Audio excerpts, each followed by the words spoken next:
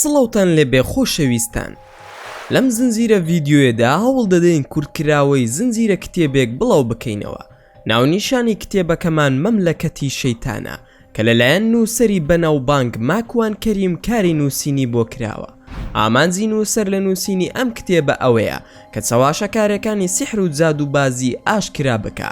هەروها ئەم کتێبەی نووسەر باسی کۆمەڵێک ڕووداوی زۆر سەیر لە خۆ دەگرێ کە خودی کەسایەتی ماکوان کەریم بەشداری مەیدانی لەم ڕووداوانەدا کردووە و لە کتێبەکەیدا بۆمانی باز دەکا. و نووسەر دەڵێ کە ڕووداوەکانی نێو ئەم کتێبە لە ژیانی ڕاستیدا بەسرم هاتووە و تەنها ناوی کەسایەتیەکانی نێو کتێبەکەی گۆڕیوە، ئەویش بۆ پاراستنی ناسنامەی کەسایەتی ڕاستەقینەکان. هەروەها کۆمەڵێک زانیاری زۆر لە خۆ دەگرێ سەبارەت بە چۆنێتی مامەڵەکردن لەگەڵ بابەتی جنۆکە و سحر و جادوبازیدا، و ئەگەر هەر تاکێک تووشی حاڵەتێکی لەو بابەتە بۆیەوە چۆن بتوانێ مامەڵەی لەگەڵدا بکە. ئەمانەی باسمان کرد زانیاریە گشتیەکانی کتێبەکەن و بۆ تێگەیشتن لە تەواوی چیرۆکەکە دەتوانن بینەری بەشەکانی تری چیرۆکەکە ببن لە ڤیدیۆکانی پێش و ترماندا. بەڵام بیرتان نەچێت دەتوانن پشگیری زیاتریشمان بکەن بۆ بەردەوام بوونمان، ئەوش لە ڕێگەی لایککردنی ئەم ڤیدیۆیە، و دەتوانن سبسکرایبی کەناڵەکەشمان بکەن بۆ ئاگادار بوون لە هەموو چالاکیەکانمان. ئێستاش با دەست پێ بکەین. چیرۆکەکەمان بەم جۆرە دەست پێ دەکا. لە ماڵی خۆمان دانیشت بووم، ئەوەندەم زانی لە دەرگا درا. دایکم وتی دوو پیاو لە ماڵەکەدان من بڕۆم دەرگا بکەمەوە؟ ماکوان نا مەڕۆ، من ئێستا دەسم. چوومە خوارەوە تەماشا دەکەم ژنێک لە دەرگاکەمان وەستاوە. وتم فەرم و خوشکم ئەمرکە. هەروام وت چەقۆیەکی دەرهێنا لە خەنجەرێک گەورەتر بوو. چەقۆکەی داهێنا بۆ سەر سنگم، ڕام کردە دواوە بۆ ئەوەی بەرم نەکەوێ. پاشان هاوارم کرد پێش ڕۆفریام کەوە دەمانچەکەم بۆ بێنە. هەروام وت ژنەکە دیار نەما. ڕام کرد بە شوێنیدا ئەم سەر و ئەو سەرگەڕام هیچ دیار نەبوو. بەپەلە هاتمە سەرەوە. دایکم وتی ڕۆڵە بۆ سوور هەڵگەڕاوی چی بووە؟ منیش بە تووڕێەوە وتم پێشڕەو ئەوە هاوارم لێ کردی بۆ وەڵام من نەدامەوە. پێشڕەو بەخوا گوێم لە دەنگی تۆ نەبووە. چی بووە بۆ ڕەنگت تێک چووە؟ ماکوان هیچ، ئەو ژنە داوای پارەی کرد، ویستم پارەی بۆ بهێنی، ئیتر خۆم دام پێی. ڕۆڵە دیارە ناوی تۆ بە دەوڵەمەند ڕۆشتووە، ئەوەندە دەست مەکە بە گیرفاندا بۆ ئەم و ئەو، هەندێک کەسیش هەندرۆ دەکەن بە ناوی فەقیرەوە. ماکوان باشە بەسەر چاو. پاشان دیسان لە دەرگا درایەوە. دەستم دایە دەمانچەکەم و ئینجا چوومە دەرەوە. تەماشام کرد مامەم بوو. وتی کاکە لە ماڵیت میوانت نییە؟ ماکوان نەخێر قوربان تەشریف بهێنە ژوورەوە. هاتە سەرەوە و دوای دەخولێک لە جەڕەس درایەوە. بەپەلە ڕام کرد و وتم نەوەکو پێشڕەو بسێت و چەقۆیەک بدا لە پێشڕەوی برام یان دایکم بڕوە. خۆم ڕۆشتم و دیسان میوانی ترم هاتەبوون. ماڵی کچێکی پورم بوون بۆ بەخێر هاتنەوەم هاتبوون. دوای چارەگەیەک دیسانەوە لە دەرگامان درایەوە. تەماشام کرد هەمان ژن بوو. بەڵام کاتێک ڕۆشتم دەرگاکە بکەمەوە دایکم بە دوامدا هاتەبوو. دایکم هەستی پێ کردبوو کە تەواو نیم بۆیە بە دوامدا هاتبوو. منیش نەمزانی لە دوامەوەیە. میلی دەمانچەکەم هێنایەوە و وردە وردە بەرەو ڕووی بڕۆم و تەقەی لێ بکەم. کەسی دایکم وتی ڕۆڵە ئەوە چی دەکەی؟ سەبری خان فەرم و وەرە ماڵەوە. ماکوان سەبری خان کێدایە؟ کامە سەبری خانە؟ سوبحان الله کەوای ود ئەهوان بوومەوە و زۆرش قەلەق بووم. دایکم ڕۆڵە ئەوە سەبری خانی دراوسێمانە، ماڵیان لە سەروی ماڵی خۆمانەوەیە، ژنی حاجی حوسێنە. ماکوان سەبری خان ئێستا جەنابت نەبووی هاتی بۆ ئێرە؟ خەد ڕەزعیم دانا نەوەکو شەو بوو بێت و لێم تێکچوو بێ. سەبری خانش وتی نەوەڵا باوکم من نەبووم، ئامینە خان ئەمە کوڕەکەتە کە لە خاریز هاتۆتەوە؟ دایکم ئەرەوەڵا سەبری خان ئەمە خۆیەتی خەسرەوی کوڕمە. ماکوان دەڵێ دایکم ئەڵی وەسفی سەلاحەدینی ئەیوبی بۆ دەکرد. چوونە سەرەوە تەماشای پێشڕەوم کرد، زۆر ئاسایی بوو. تەماشام کرد و وتی سەبری خان بەخێر بێ، ئەی بۆچی کاک حاجی حوسێن نەهات؟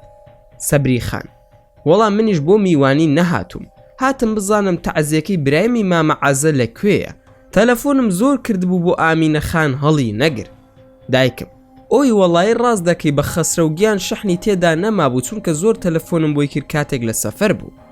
ماکوانیش دەڵێ منیش هەموو گیانم ڕقە بۆ سەبری خان. کەسی لە ماڵی ئێمەدا سەبری خان زۆر ڕێزی لێ دەگیرێ. تۆزێک پێش ئێستا خەریک بوو بمکوژێ، نەمدەوێرە لەبەر دایکم و جەماعەت هیز بڵێم دەترسام دوای بڵێن شێت بووە ئەوەندەش تووڕە بووم خەریک بوو فیشەگی پێوەنێم تا لە ترساندا فیشەگی دەماسەکەم لە پێشەوە لابر مامم هەستی کرد کە ماندوو دیارم زوو هەڵسا و ڕۆشت و ماڵی کچەکەی پوریشم زوو ڕۆشتن نەمدەزانی ئایا باسی ئەو ڕووداو بکەم بۆ دایکم و پێشڕەو یان نا بەڵام دوای هیچم نەوت و هەر باسیشم نەکرد شەو چوومە سەربانی ماڵی خۆمان بەڵکو حەسقیلیان جەماعەتەکەی لە شوێنێکەوە دەرکەون بەڵام کەس دیار نەبوو زۆر لە سەربان بووم دایکم بانگی کرد و وتی ڕۆڵە ئەوە چی دەکەی خۆت زارانیشت نییە بڵێن دڵداری لەگەڵ کچانی دراوسێ ئەەکەی ماکوان دەستم کرد بە پێکەنی عەرزی دایکمم کرد حەز دەکەم تەماشای سلێمانی بکەم خۆ ئەم سلێمانیە ئەگەر وازی لێ بهێنی هەرگیز ئەو وازت لێ ناهێنێ ئەوەندە جوان و شیرینە هاتە سەرەوە بۆ سەربان بۆ لام دەستم کرد بە قسەکردن لەگەڵ دایکمدا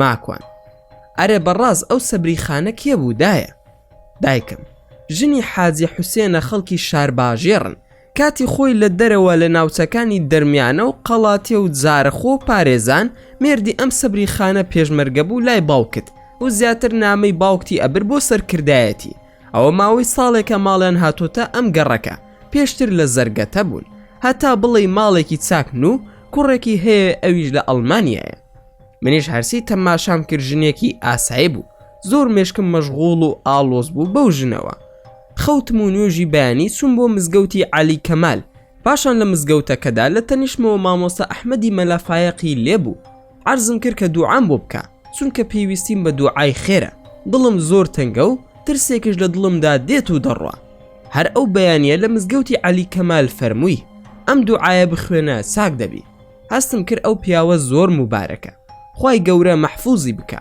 یەکەم جاریشم بوو بە خزمەتی بگەم ئەویش منی نەدەناسی لەگەڵ ئارامی زگەرچی بەیەکەوە چوین بۆ مزگەوت ڕەفیقی ئارامی بلە بەهار بوو دووعاکەشی بریتی بوو لەم دووعایە کە ئێستا لەسەر شاشەکەمان دەردەکەوێ واتە یا ڕەبی خوایە پەنا ئەگرم بە تۆ لە خەم و خەفەت لە دڵتەنگی و تەمەڵی و تەوەزولیش لە بەخیلی و ترسنۆکی لە کەڵەکەبوونی قەرز لەسرم و زاڵبوونی خەڵکی بەسرمدا لەگەڵ وەستا ئارامی زگەرچی ناسرا و بە ئارامی حاجی حەسەنی بلەی بەهار لە مزگەوت هاتینە دەرەوە ئارام خاڵە خەسرە و بڕۆین بۆ کەڵەشێر خواردن یان سەر و پێ ماکوان بە ئارەزوو خۆت ئارامگیان چوین بۆ سەر و پێ لە ژێر پردەکە دوای تەواوبوونمان ئەو چوو بۆ قەساب خانە و منش بە پێ سەرکەوتم بەرەو هەوارە بەرزە بەیانیەکی وشکە سەرمای سلێمانی بوو لای زانکۆی سلێمانیەوە سەرکەوتم ڕۆ و ئیسکان تەماشا دەکەم کەسێک لەو بەرمەوە دەڕوا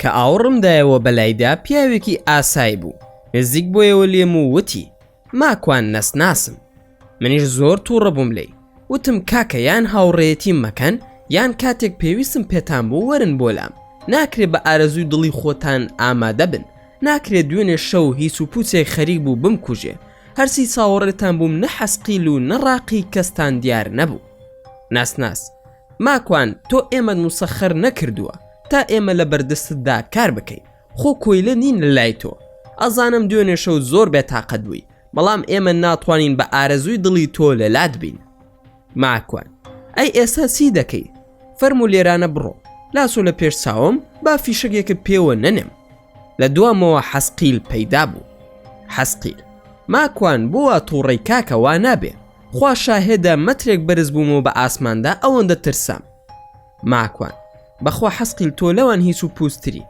کاکە دوێنێ شەو خەریک بوو بمکوژن ئێوەش بە ئارەزووی خۆتان دێن و دەڕۆن ئاخر وا نابێ براکەم ناسناس قسەی نەکرد بەڵام منیش پەشیمان بوومەوە وتم ببورن زۆر تووڕە بووم ناسناس لێت تێدەگەین ماکوان ئاساییە تۆ برای ئێمەی گیزە گیزی جنۆکە هات ئەوەندەم زانی ڕاقی و زولابیش دەرکەوتن ماکوان ئەوە چییە ماشا ئەڵڵا ئەڵی ستافێکن بەیەکەوە یان لە کۆرسی گۆرانی دەسن کاکە من شتێکم لە ئێوە ئەوێ ئەگەر هاوڕێتی من دەکەن با شتێک لە بینماندا هەبێ کە بتوانم ئێوە بانگ بکەم تەنها ئەو داوایم لێتان هەیە وردە وردە دنیا ڕووناک بۆیەوە تەکسیەک بەرەو خوار دەڕۆژ سایق تەکسێکە لە دوورەوە جامەکەی دایەوە هاواری کرد و وتی ئەوە مەعاش نەهاتووە سەری لە تۆ شتێک داوە خەریکە لەگەڵ خۆت قسە دەکەی ماکوان نەوەڵا من کێشەی مەعاشم نییە لەگەڵ جنۆکە قسە دەکەم ئەگەر پێت خۆشە دابەزە بە تەعاروفێکتان پێ بکەم هەروام وت خەریک بوو خۆی بکێشێ بە دیواری بنکەی شوڕتەی ئیسکاندا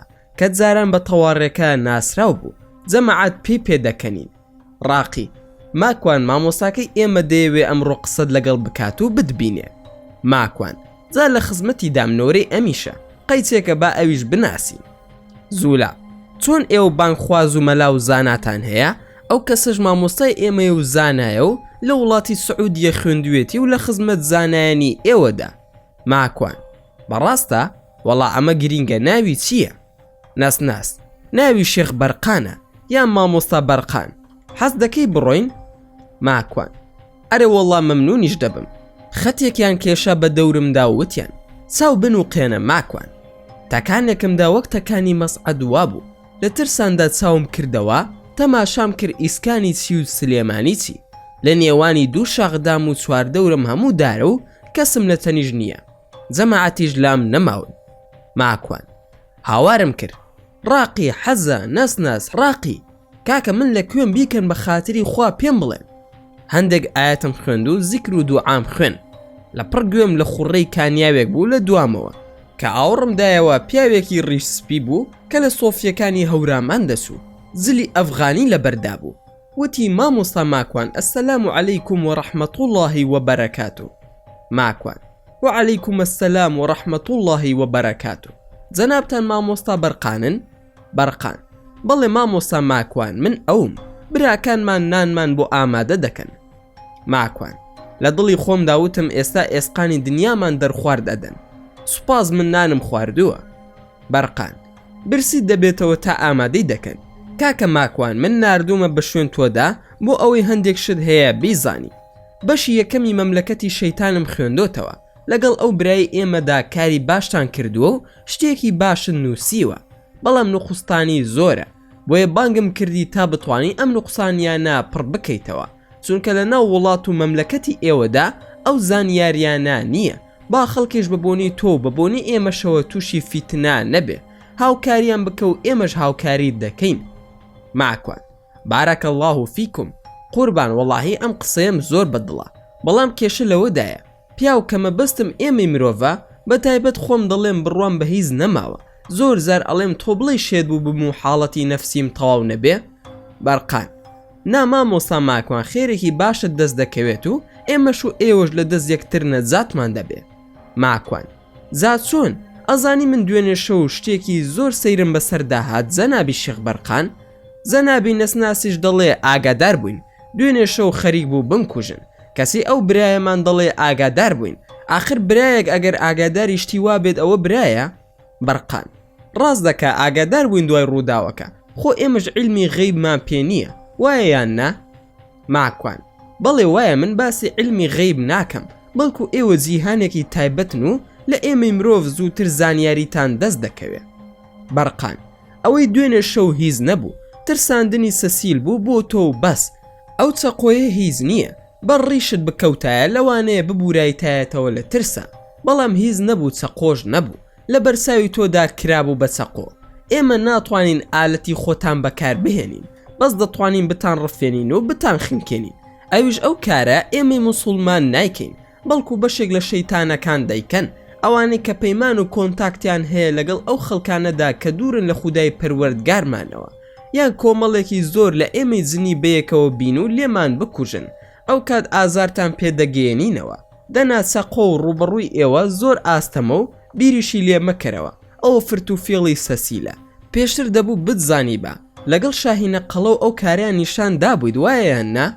ماکوان ئاها ڕاست دەکەی وابوو شێخ شاهین کە هات بۆ لام دوو چەقۆی دا لە خۆی لە قاوەخانەکەدا و هیچشی لێ بەسەر نەهات. ئەو کچی لە قاوەخانەکە کاری دەکرد بینی بۆیە تەلەفۆنی کردبوو بۆ پۆلیس. وەڵای ڕاستت فەرموو. بەرقان کاکە ماکوان ئەزانی بۆچی تۆم هەڵبژاردووە قسە بکەین بەیەکەوە؟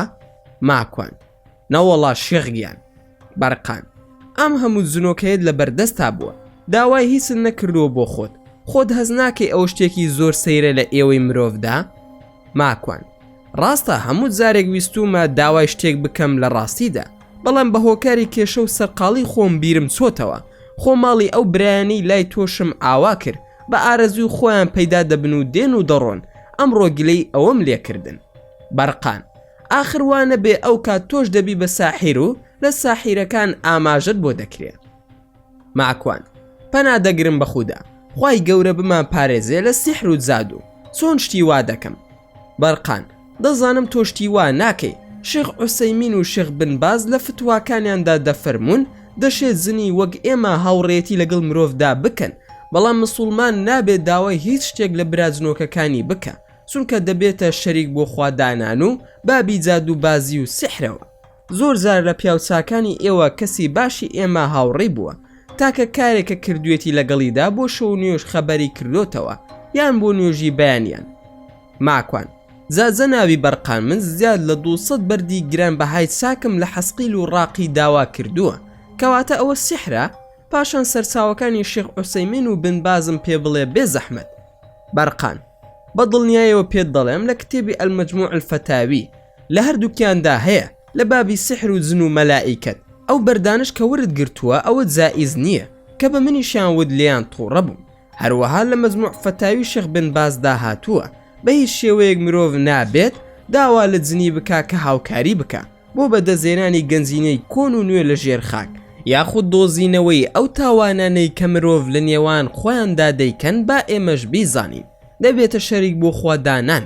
ئەگەر بە ئێوەی موسڵمانیشی بڵێن، تەنانە شێخ عوسەیمین دەفەرمێ ئەگەر بێت و دوو موسڵمان پارەی یەکێکیانی دزی بێت زنی بۆی نییە ئاگاداریان بکاتەوە، چونکە شەرعی ئیسلام ئەگەر بێت و ئەو ڕێگای بدایە ئەوە فیتنەی زۆری لێ دروست دەبوو بۆ سەری دەکێشا بۆ شتی تریش، تاکە کارێک کە لە تۆمان بینیوە داوای پارە و سەروەت و سامان و گەنجینە ئەو شتانت نەکردووە.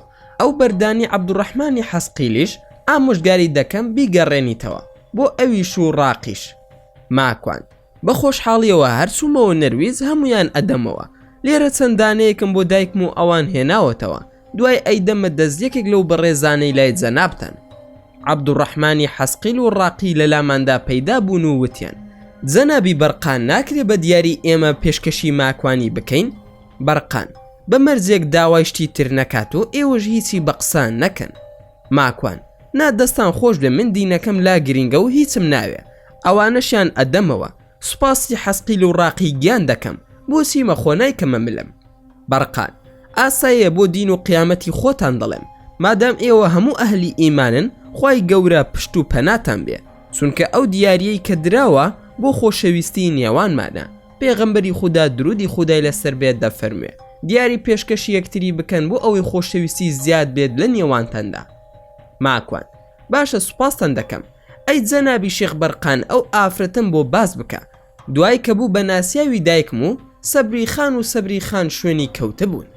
بەرقان هەرچەندە بۆم باس کردی کە ئەو ژنە نەبووە، بەڵکو دەیانزانی ئەو ژنە بەرەو ماڵی ئێوە کەوتۆتە ڕێو، ئەوانیش ویستیان فیتنەیەک دروست بکەن لەو ڕێگایەوە بۆ ئەوەی دوای کە هاتە بەردەرگاکە تۆ فیشەکێکی پێوە بنێ یان چەقۆیەکی لێدەیت و لەو بینەدا فیتنەیەک دروست ببێ. دەنا ئەو ئافرەتە ئاگای لە هیچ شتێک نییە، تەنها فیتنەی سەسیل و کۆمەڵەکەیەتی کە ویستیان بۆ توی دروست بکەن، بەڵام خۆی پەروەردگار پاراسیتی. ماکوان ئەی چۆن دەتوان خۆیان وا لێ بکەن؟ چۆن ئەو ڕێخستنیان بۆ دروست دەبێت؟ بەرقان بە هۆکاری تاوانی خۆتانە. ئەو بەیانێ لە تاوسەر و پێ خواردن لە بیرت و زیکرەکانی شت بخوێنی. ئەو زانایە دوعایەکی فێر کردی، هەر ئەوە دەخوێند و زیکرەکان تری شت لە بیرسو. بزانە هەر کات وردەکانی بەیانی و ئێوارت لە بیر بچێ سەسیل دێ بۆلات. تێبینیت کردووە یان نا؟ ماکوان بە زاتی خوا ڕاز دەکەی زۆر وایە، منش دیقەتی ئەو شتم داوە، هەر کات زیکرەکانی بەیانیان و ئێواران نەخێنم سەسیلم توش دەبێ. بەرقان جا بزانە قەرینی ئەوان هەوڵی داوە و زانیوێتی کە دێت بۆ ماڵی ئێوە، ئەویش وتوێتی دەچین بۆ ماڵی ئامینە خان، ئیتر زانیویانە دایکی ماکوانە. ئەو ماڵەش نوێژ و خواناسی بە باشی تێدا ناکرێ، ماڵەکە ماڵی شەیتانە و کوڕێکیان هەیە هەمیشە خەریکی مەشروب خواردن و کاری خراپەیە. فەرمو ماندوم کردی با بڕۆین بۆ ناو مەزلیسی ئێمە و بڕۆین بۆ باڵەخانە و ماڵەکانیشمان ببینە، نانیش ئامادە کراوە بیخۆین. ماکوان جەنابی شێخ ئێوە هەر ئێسقان ناخۆن؟ بەرقان کەسوین خۆت بڕیار بدە، ئێمە شتی حەڵاڵ و شتی باش دەخۆین. ئێسقانی ئەو گۆشتی ئێوەی موسڵمان دەیخۆن بە دڵنیاییەوە خواردنی مفەضڵی ئێمەیە، چونکە بسملای لێکراوە. هەر خواردنێکەش ئێوەی مرۆڤ بسملای لێ ناکەن ئەوە خواردنی شەیتانەکانە. زۆر زار لە تاو جەهالەتی ئێوە بیرچوونەوەتان کەناڵن بسم الله و خەمی ورکتانە خواردنمان دەست ناکەوێت بیخۆین. باشترین خواردنمان لەگەڵ ئێوەدایە. دەست و دڵتان زۆر باشە بۆ شەیتان، بەڵام بۆ براکانتان بیرتان نییە بڵێن بسم الله. کەوتینە ڕێو لە نێوان دوو شاخەکەدا باڵەخانەیەکم بینی. شتی وا جوانم نەدی بوو، فراوان و بەرز بوو. شێخ بەرقان داوای لێکردم بچین ناو باڵەخانەکەیان، لەوێ پشوویەک بدەین و نانێک بخۆین. لە خزمەتی ئەو جنۆکە بەڕێزەدا بە پیاسەیە کەوتینە ڕێ کە قاسم دەنا بە خاکدا. ئەو خاکەی ژێر پێم گڵێکی تەڕی شێدار بوو، زۆر خۆش بوو بۆ ڕۆیشتن. بەدەم ڕێگاوە عەرزم کرد. جەنابی شێخ بەرقان زۆرێک لە خەڵکی وڵاتی ئێمە تۆشی جاد و سحر بوون و شەیتان سۆتە لاشەیانەوە. خەڵکێکی زۆریش دوکان و بازاڕیان بۆ داناوە و خەڵکێکی زۆریش دوکان و بازاڕیان بۆ داناوە و پارە لەو خەڵکە ڕەش و ڕووتا دەستێنن. بەرقان بڕوا بکە مامۆسا ماکوان ئەو کەسانەی کە لە هەموو هەرێمی کوردستاندا شەیتان سۆتە لاشەیانەوە بە پەنجەی دەست دەژمێردرێن کە دەگاتە ئەو ڕادەی من دەتوانم بڵێم دەزانم کن. بڕوام پێ بکە ماکوان ئەوە باسیسی دەکەی قوربان. ئێستا مۆدێلە لە کوردستان، هەر ماڵێک کەسێکی تێدا نەبێت کە تووشی ئەوە بوو بێ کە زنۆکە چوبێتە لاشەیەوە بەڕاستی عیبەیە. چەند شتێک مۆدێلە. ئێستا چوون بۆ عمرە و قەستەڕی دڵ و نەخۆشی نەفسی کە جن چۆتە لاشەی و سحری لێکراوە چەند ساڵێکە ئەمانە مۆدێلن لە کوردستان. بەرقان بڕوا بکە مامۆسا ماکوان ئەو خەڵکە ئێمەی زنۆکە نەچوینەتە ناو لاشەیان، بەڵکو حیزبەکانی کوردستان خۆیان چوونەتە ناو لاشەیانەوە، سەروەت و سامانیان دەدزن و ژیانیان وێران کردوون. ئەو خەڵکیان تووشی فەشل کردووە. خەڵکی کوردستان دەرەقەتی حکوومەت نایە، ئیتر شەڕ بە ئێمە دەفرۆشن. هەر یەکێک لەوانە کێشەی ئابووریان هەیە، پارەیان کەمایان ژیانیان بە ئاسانی ناڕوات و مەعاشیان نییە، ئیتر هەر یەکە و بیانوێک ئەدۆزێتەوە. وەکو خۆت فەرموود ئەو دوکان و بازاڕی بە ناوی شێخ و مەلا و پیاوچاکانەوە دانراوە. ئەوەی ئەو کارە دەکات زۆربەی نەخوێندەوارە و هیچ لەبارەی بیرروباوەڕی ئیسلامی شارەزان نییە، خۆی و ئەو خەڵکەش تووشی تاوان دەکات. ماکوان واتە ئەو کارە ناکرێت کە مەبەستم ئەوەیە جنۆکە ناچێتە ناو لاشەی خەڵکەوە یاخود سحر ناکرێت لە کوردستاندا. بەرقان بە دڵنیاییەوە دەچێت و سحرش دەکرێت، بەڵام بەو پلە گەورە و زۆرە نییە کە باز دەکرێت. مرۆڤەکان خۆیان تووشی فەشل دەبن، بۆیە دەڵێن سحرمان لێکرا و جنۆکە چۆتە لاشەمان. ماکوان بە پێکەنینەوە قسەکانی جەنابە زۆر لە قسەکانی حەنانی ڕەفیقمان دەسێت. بەرقان بە پێکەنینەوە لەبەر ئەوەی کسمە. ماکوان بەڕاست یعنی حەنانە کچی جەنابتە؟ بەرقان بەڵێ شووی بە مامۆستا ڕاقی کردووە. ماکوان لە دڵی خۆم داوتم ڕۆشنبیری حەنان و بەرقان زۆر لە یەک نزیکن. بەرقان قوتابی خۆمە بۆیە. ماکوان جەنابی شێخ پرسیارێکی زۆر گرنگم هەیە، ئەویش ئەوەیە سحر بۆ خۆی چییە و چۆنە؟ ئەم کارش چییە؟ تکایە ئەگەر شارەزایت هەیە وەڵامم بدەرەوە. بەرقان سحر من شارەزایم لی نییە و نایکەم. خۆت دەزانی مرۆڤ و جنۆکە کافر دەکا کە هەر کەس بیکات و هەر کەس بووی بڕوات و هەر کەس فێری بێت و هەر کەسێکش ڕێگانیشاندەری بێت کافر دەبێت. وایە یان نا؟ ماکوان وایە ڕاست دەکەی. بەرقان کەواتە سحر مەخلووقێکی ناسکی شاراوەیە کە ئێوە نایبینن یاخود ئێمەش نابینین و هۆکارەکەشی واتە سەبەبەکەی دیار نییە، هەرچی وابوو ئەوە سحرە.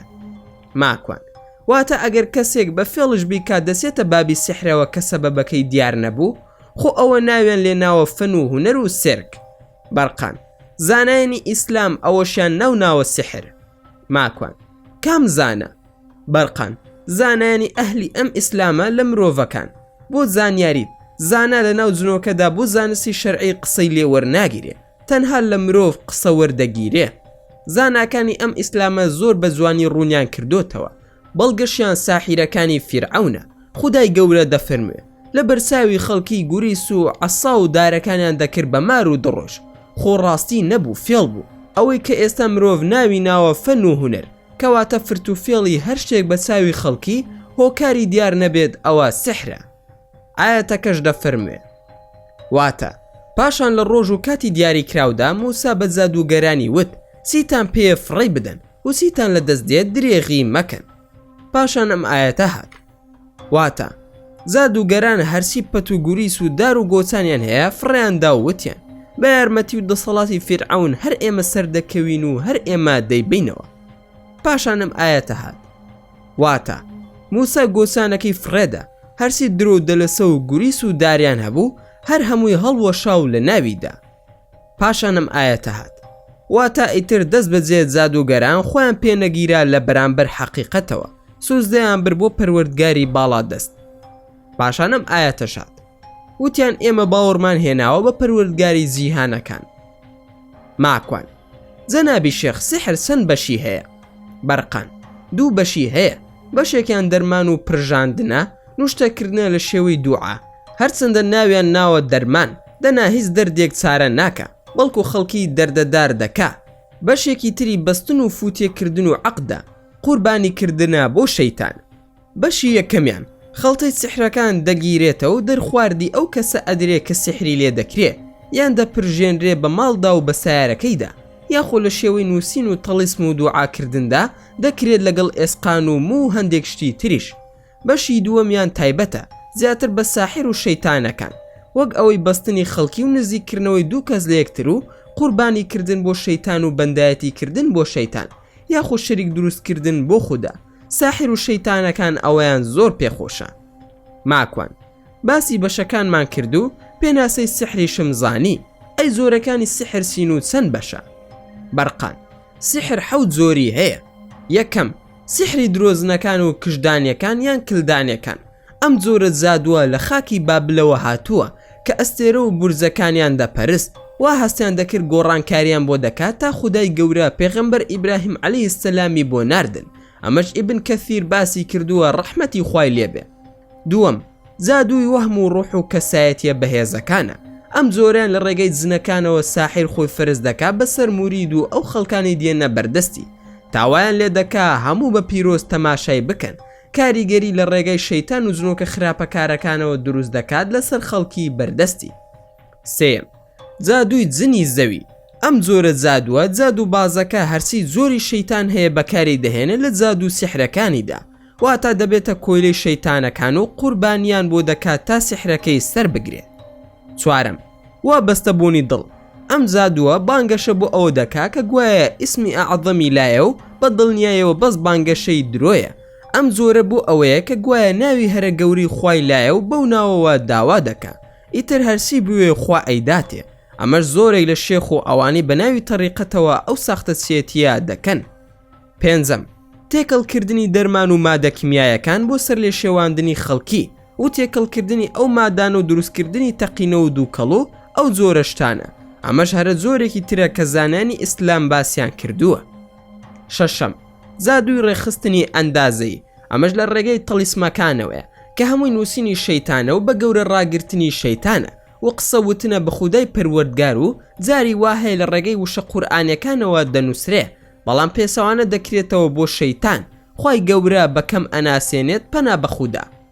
حوتەم زادووی نەمیمەی و فیتنەی نێوانی خەڵکی کە لە ڕێگەی جنۆکەکانەوە دەکرێت، دڵێ خەسوود ڕقی لێتە یان کێ فڵانە کەسی کوشتووە و هەتا دوای. هەموو ئەمانەی باسم کرد زانایانی ئەهلی ئیسلام ئیبن کەسیر و ئیبن حەزم و ئیبن قەیم و ئیبن تەیمیە و تەنانەت زانایانی موعتەزیلە و ئەشعەریش هەمان ڕایان هەیە. هەندێکی تر لە زانایان سحرێکی تریان دۆزیوەتەوە بە ناوی سحری سوفلی کە بە زۆری 8ەم حسابی بۆ دەکرێت. ئەویش ئەوەیە کە خەڵکانێک لە دیندار و بێدین و مولحید و خوانە ناس بە عەمدەن و بێ ئاگاداربوونیان شەیتانەکان تووشیان دەکەن و ئەوە دەبێتە هۆکاری ئەو سحرە سوفلیانە. ئەم زۆری سحرە کە تا ئێستا زۆر بڵاو لە جیهاندا بە تەواوەتی دەچێتە بەردەستی شەیتانەکان و دەبێ ئیبلیس بە خودای خۆت بزانیت و کوفر بە هەرسی دینەکانی تر هەیە بیکەیت، لە پێش هەمویانەوە ئیسلام و دوای مەسیحی و ئینجاش جوولەکە. ماکوان جەنابی شێخ ئەمانی کە باست کرد هەمووی لە سەرچاوەکانی ئەهلی ئیسلامدا هەیە، واتە دڵنیای لەو ناوانەی کە فەرمووت؟ بەرقان بە دڵنیایەوە مامۆستا ماکوان هەمووی هەیە. دەتوانی بگەڕێیتەوە بۆ ئەو سەرچاوانی باسم کردووە لە باسی سحر و هاڕوت و ماروت و دروستبوونی ئێمەی جنۆکە و ئەو باسانی کە لە بیر و باوەڕدا کراوە. ماکوان بە دڵنیایەوە منیش سیقەم بە جەنابتە، خۆشت باش دەزانی ئێمەی ئەهلی سونەت و جەماعە لەسەر بنەمای بەڵگە قسە وەردەگرین، وایە یان نا؟ بەرقان بەڵێ هەر دەبێ وابێ. ماکوان ئەرێ شێخ بەرقان ئێمە هەر دەڕوین و ناگەینە ئەو باڵەخانەیە، یان ئێمە وەستاوین و لە جێگای خۆمانین. هەز دەکەم ئەو باڵەخانەیە هەنگاوێکیش لێی نزیک نەبووینەتەوە. بەرقان مەرز نییە هەموو باڵەخانەیەکی جوان مرۆڤ پێی بگە، گرینگە مرۆڤ بە مێشک و زانستی گەورەترین باڵەخانە دروست بکە. زۆر شت هەیە لە لای ئێمەی زن دەلالەتە لە پێگەیشتن و ڕوشدی عەقڵ. کەی کامەڵ بووی لە ڕوشدی و زانستی شەرعی ئەوە دەتوانێت دەرگای هەرسی باڵەخانە و قەڵایە بۆت بکرێتەوە. تەماشای ئاسمان بکە و چاو بنوقێنە، بزانە لە کردنەوەیدا چەندە مەل و چۆلەگا دەبینی. سەیری ئاسمانم کرد و چاوم نوقان. هەمان تەکانی جاری پێشوم خواردەوە کە هێنامی بۆ لای شێخ بەرقان کە چاوم کردەوە لە شاری سلێمانیم لای قوتابخانەی کاوە. هەر خۆم بووم بە تەنها. سوپاسی خودای پەروەردگارم کرد. لە دڵی خۆمدا وتم هەر باش نییە لەسەر ئەم زادەیە زیان هێشتم، خۆ ئەگەر بیان خسمایەتە سەربانی ماڵێک لەوان نەبوو 1001 شەقم بۆ تەواو بکەن. نەشم دەوێرە زۆر ئەم لاولا بکەم. ئەو ناوە قەرە باڵغ بوو لای گەڕەکی ئیسکان. تەلەفونەکەم لێیدا. تەماشام کرد دایکمە. دایکم ڕۆڵە ئەوە لەکوێ؟ بۆچی ئەو تەلەفونە هەڵناگری؟ زیاد لە 10 تەلەفونم بۆ کردی هەر دەیوت لە دەرەوەی بازنەیە. ماکوان لە ماڵی شێخ بەرقان بووم. دایکم لە هەولێری؟ ماکوان نا لە هەولێر نیم. دایکم ئەی ئەم شێخ بەرقانە کێیە؟ ماکوان خەڵکی ئەو لایە واز لەوە بێنە ئێستا دێمەوە بۆ ماڵەوە. ئەویش بۆیە واموت تا مۆزوعەکەی لەبیر بەرمەوە. دایکم میوانت هاتووە وەرەوە بۆ ماڵەوە چاوەڕێی توین. ماکوان وا هاتمەوە بە پشتیوانی خودا چەند خولەکێکی تر دەگەڕێمەوە ماڵەوە. ئێستا لە نزیک توی مەلیکم. گەیشتمەوە ماڵەوە پێشڕەو لەسەر قادرمەکان بوو جگەرەی دەکێشا. لێم پرسی کاکە کێیە میوانەکانمان؟ وەڵامی دامە وتی بەخوا لە خەڵکی شارە زوور دەچن، لەوانەیە داوای یارمەتی بکەن. لەگەڵ پێشڕەو وەستا بووم. دایکم هاتە لام و وتی ئەو ژن و پیاوە دەمێکە چاوەڕێتۆن، بڕۆ بۆ لایەن بزانێت چیان دەوێ. ماکوان نایانوت کەین و لەکوێوە هاتوین؟ دایکم باوتیان لە کەرکووکەوە هاتوین. تەماشایەکی پێشڕەوم کرد و وتی وا هەستم کردووە شارە زووری بن. کە چوومە ژوورەوە تەماشام کرد سەسیل دانیشتووە لە تەنی ژنێکی بەتەمەن. سڵاوم کرد و دایکشم بە دوامدا هاتە ژوورەوە. لەبەر دایکم هیچم نەوت. بەخێر هاتنی ژنەکەم کرد و زۆر گوێم نەدا بە سەسیل. ئەویش بە گەرمی مەرحەبای کردم. دانیشتم و بێدەنگی ژوورەکەی گرتە بوو. دایکیشم هەڵسا چوچای و شیرینی بهێنێ. ماکوان فەرموو ئەمەی لەگەڵ تایە سەسیل نییە؟ ناوی تۆ چییە خاتون؟ ژنەکە وتی من ناوم خورشیدە و ئەمە شێخ ئەسعەدە خەڵکی قۆریەشکاوە. هاتوینەتە خزمەتی جەنابەت بۆ ئەوەی بەڵکو و سەلاحی کوڕم و ژنەکەی ئاش بکەیتەوە. کێشای بەسەر دڵی خۆیدا. خوا بیباتەوە بۆ خۆی چۆن غەدری کردووە لە کوڕم. منداڵەکانی لێ سندۆتەوە، لە نەرویج شکاتی لێ کردووە بەڵکو ڕێکیان بخەیتەوە. خێرت دەگاتێ کاکە ماکوانگیان، بەڵکو نوشتەیەک و دوعایەکیش بۆ سەلاحی کوڕم بکەیت. دەڵێن تۆش دەم و نوفزت باشە، بەڵکو ئەو ژنە لەگەڵ ئەو کوڕم ڕێک بکەنەوە.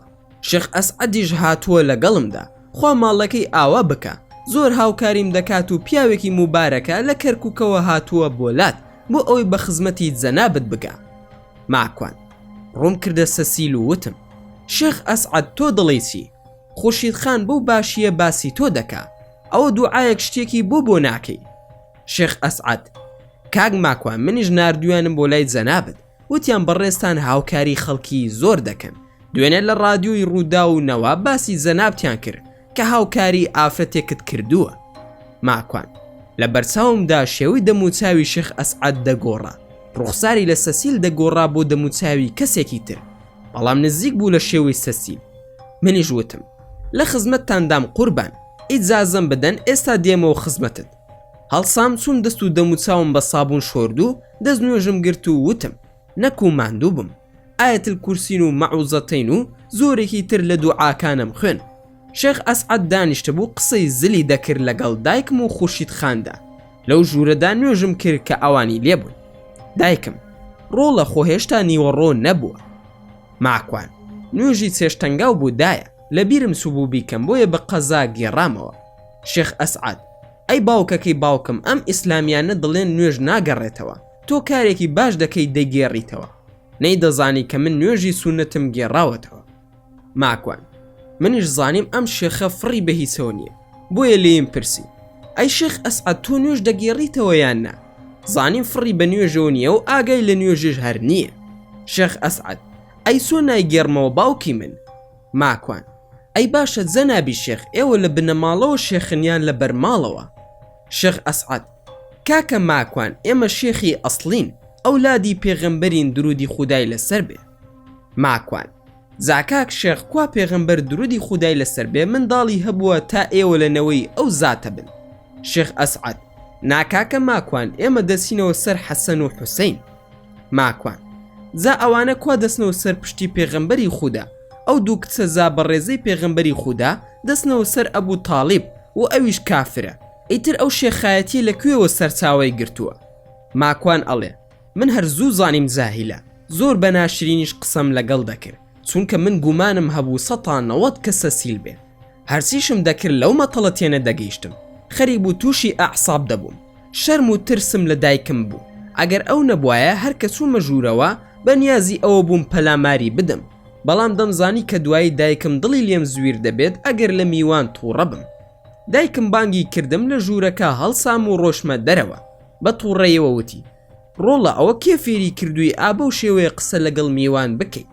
ئەوانە ئەگەر دوژمنیش بن لە ماڵی باوکتدا دانیشتون، احتیرامی باوکت و منیش بگرە، بۆ بەو شێوەیە قسە دەکەی دایان ناسید یاخود نا.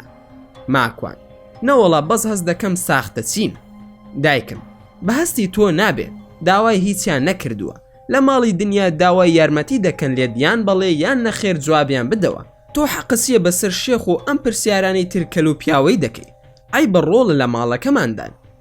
ماکوان: باشە، چوومە ژوورەوە لەبەر خاتری دایکم دەستم کرد بە پێکەنین و ڕووم کردە خوورشەخان، چی بە من بکرێ لە خزمەتتاندام، کاک شێخێش خۆشەویستی هەمووانە. دایکم هاتە ژوورە و وتی: ئەو بۆ عەزیێتان کێشاوە، ئەو هەموو هەنگوینەتان هێناوە، پێویستی بەو عەزیێتان نەبوو. کە دایکم وایوت هەڵسام چوومە دەرەوە، زانیم ئەو هەنگوینە سحری تێدایە و هەنگوین نییە و چەواشەکاریە. دوای ماوەیەکی کەم دایکم قسەی لەگەڵ خورشید خان دەکرد، بانگم کرد و وتم: وەرە تەلەفونە دایکە. دایکم هات و پرسییم: کوا ئەو شتانی کە هێناویانە؟ ئەویش وتی: خستومەتە ناو چاوێکی کەوانتەرەکە، ئەگەر ئەی خۆی بۆت بکەمە ناو قاپێک. ماکوان: دایکە بیکە بە خاتری خوا، کەس لەو شتانە نەخوا، زۆر خەتەرە. دایکم: چی بۆ ڕۆڵە ئەمانە کێن؟ ماکوان: نازانم، بەڵام هەموو شتەکان لە لایەکەوە دابنێت تا ئەوان دەڕۆن، نەهێڵی کەسش بیخوا، باشە؟ دایکم: باشە، بێخەم بە. هاتمە بۆ لای میوانەکان و پرسییم: خورشە خانم، من چی بکەم بۆ کاک سڵاح و ڕووناکخانی هاوسەری؟ چۆن زانی من پەیوەندیم لەگەڵ ئەوان هەیە؟ خورشە خانم: ڕۆڵە وەڵا ڕۆشنای کچی پێیوتم، کۆڕ و کۆبوونەوەکانتانیان لە شاری هەڵەبجە بینی بوو، باسی تۆی بۆ کردم، وتی کاک ماکوان دەتوانێت هاوکاری دایکم و باوکم بکە بۆ ئەوی بسنەوە لای یەکتر. ماکوان: بەسەر ساو بەیەک مەرز ئەو شتە دەکەم، ئەوەی من دەمەوێت لە جەنابەت بیکەیت و بە قسەم بکەیت. خورشە خانم: بەسەر ساوەکەم کاک ماکوانگیان، تۆ چی بڵێ من وا دەکەم. ماکوان: هەرچی نوشتە و دوعات بۆ کراوە بۆم بهێنی، ولای کێ کردوتە و کێ بۆی کردویت هەموویم بەڕاستی پێ بڵێ، باشە؟ منیش دێم بۆ کەرکووک بۆ خزمەتان، قبوڵتە یا خودنا. خورشە خان: وەڵا کوڕەکەی خۆم، تۆ چی بڵێ من بە قسەت دەکەم. شێخ ئەسعەدیش وتی: کاک ماکوان، تۆ وەرە بۆ تەکیەکەی ئێمەش، لەوێ لە حەلەقەیەکی زیکردا بەشدار بە، زۆر سوودی دەبێ، گەورەمان دەکەی بیتە تەکیەکەمان لە کەرکووک.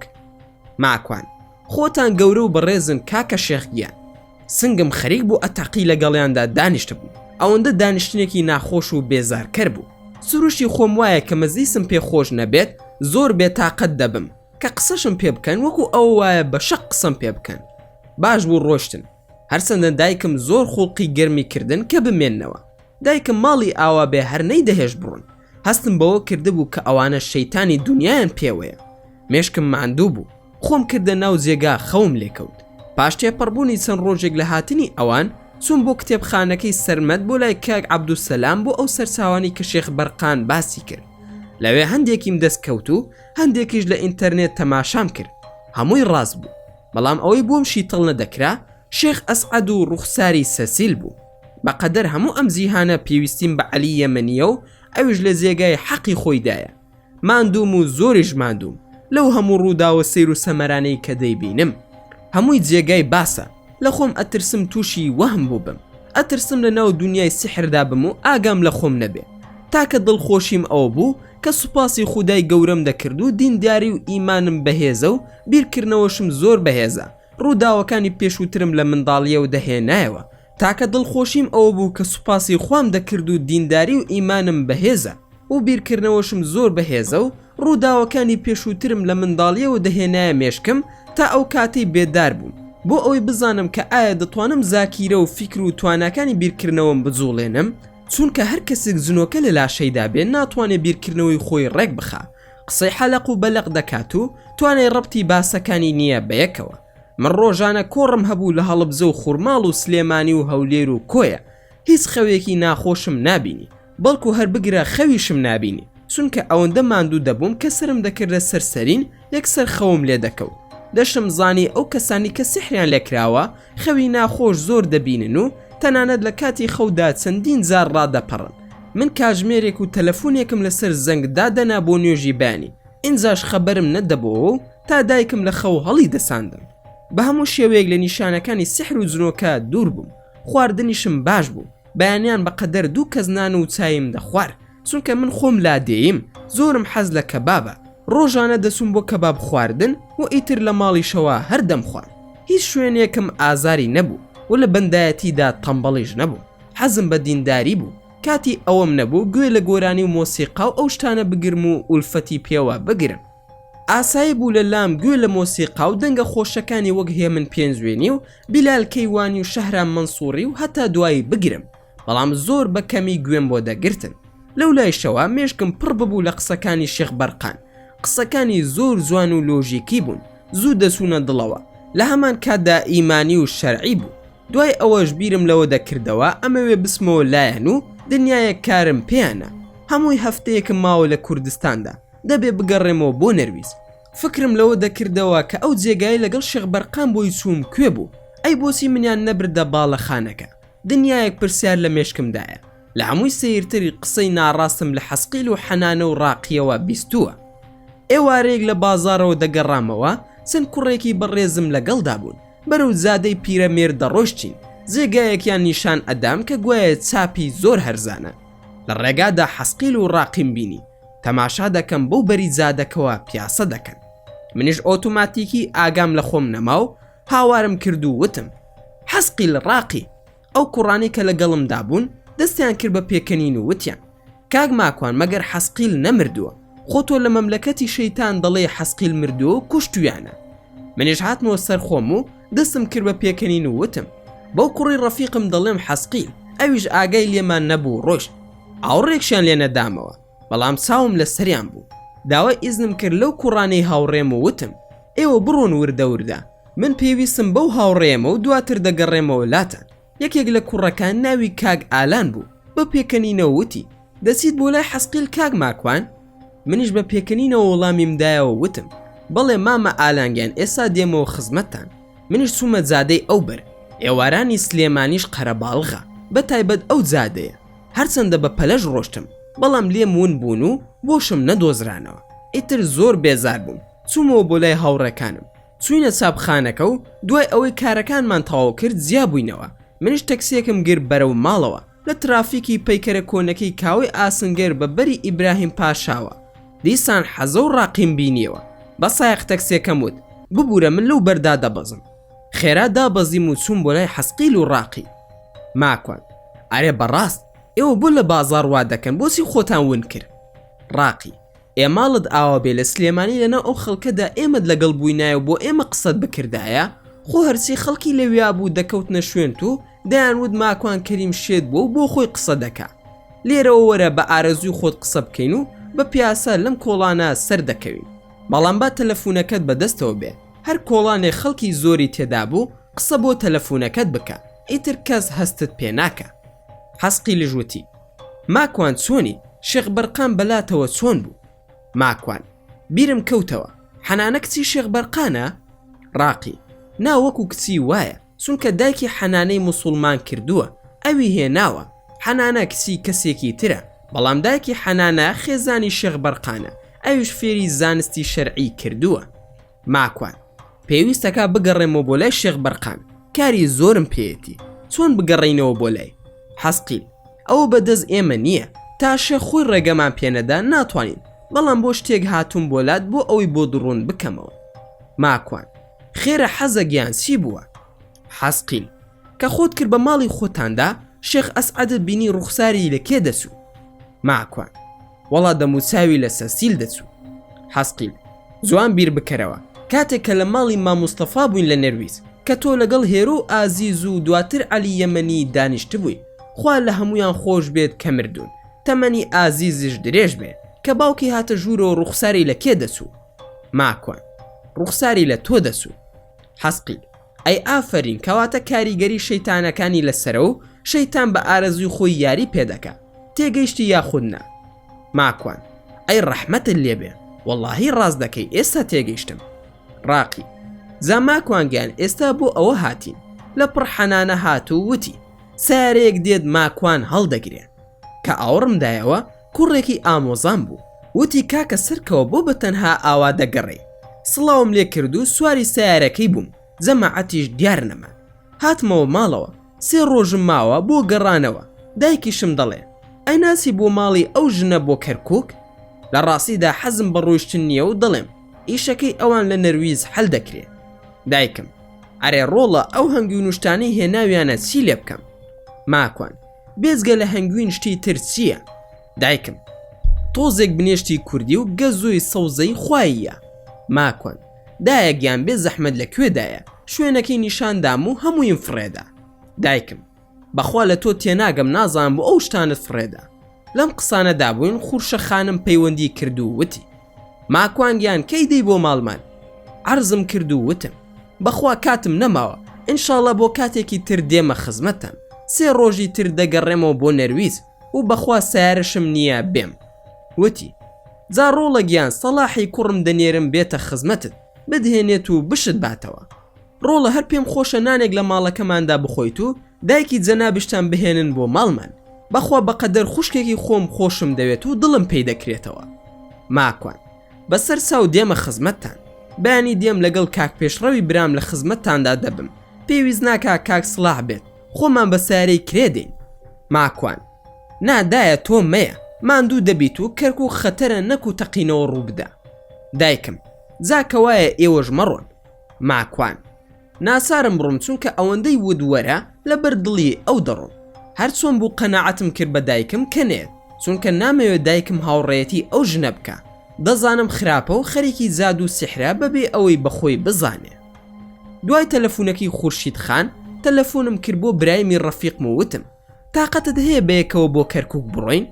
برایم: لە خزمەتت دام، بەیانی نانی گەرمش دێنم و بەیەکەوە نان دەخۆین، یان وەرە بۆ لای ئارام بەیەکەوە لەوێ نان دەخۆین. ماکوان: بەیانی مەلا بانگدان ناڕۆین، خۆ کەرکووک پاریز نییە دوور بێ، بە کاتژمێرێک دەگەین و 2:30 بەیانی دەچین، وەرە نیوەڕۆ داوەتین لە ماڵێک، زۆر مەخۆ، بەیەکەوە دەچین نانێک دەخۆین و دەینەوە. باشە براکەم؟ برایم: باشە، بەیانی دێم بە شوێنتدا. پێش ڕەوی ژووتی: ئەی کاکە من نەیەم؟ ماکوان: نا پێویست ناکا لە دوکان بە، برایمم لەگەڵدایە، دایکیشم حەزی دەکرد بێت. وتم دایکیشم نابم، ئەمە یەکەم جارە، جارێتر کە هاتمەوە دەچین، ئێستا بزانم ئەم ماڵە چین و چۆنن. تەلەفۆنم کردەوە بۆ ماڵی خوڕشە خان و عەرزیم کرد کە کاک سڵاح نەنێرێ، بەیانی خۆم دەسمە خزمەتیان و هەر بە تەلەفۆن تەعارفێکشمان کرد لەگەڵ کاک سڵاح و ناونیشانی گەڕەکەکەیانم وەرگر لێ. ئەوەشم پێی ڕاگەیاند کەوا بەیانی دەوروبەری کاژمێر 12 بۆ 1 بە پشتیوانی خوددا دەگەینە خزمەتان، ئەوانیش خۆشحاڵی خۆیان دەربڕێ و بەیانیەکەی لەگەڵ ئیبراهیم بەڕێکەوتین بەرەو کەرکووک. لێرەش چیرۆکەکە ڕادەگرین، هەوڵ دەدەین لە ڤیدیۆکانی داهاتوودا تەواوکەری ڕووداوەکان باز بکەین. بەم جۆرەش گەیشتنە کۆتای ڤیدیۆکەی ئەمڕۆمان. ئەگەر ڤیدیۆکەتان بەدڵ بوو ئەوە هەر ئێستا لایکی ئەم ڤیدیۆیەمان بۆ بکەن و هەروەها شێریشی بکەن لەگەڵ هاوڕەکانتاندا. وە لە بیرشتان نەچێ ئەگەر ئەتانەوێ هەمیشە بابەتی ناوازە لە کەناڵەکەی ئێمە ببینن، ئەوە هەر ئێستا سبسکرایبی کەناڵەکەمان بکەن و زەنگۆڵی تەنیشتی سبسکرایبەکەش چالاک بکەن. وە لە بیرشتان نەچێت هەر ڕەخنە و پێشنیارێک یاخود بیرۆکی ڤیدیۆیەکتان بۆ کەناڵەکەی ئێمە هەیە، دەتوانن هەموویمان لە کۆمنتی ئەم ڤیدیۆیەدا بۆ بنووسن. و دووبارە و سێبارە سوپاسان دەکەم بۆ تەماشاکردنی ڤیدیۆکەمان. تا ڤیدیۆیەکی تر و تا کاتێکی تر هەر شاد و بەختەوەر بن و خواتان لەگەڵ بێت و ئامانەتی خودا بن.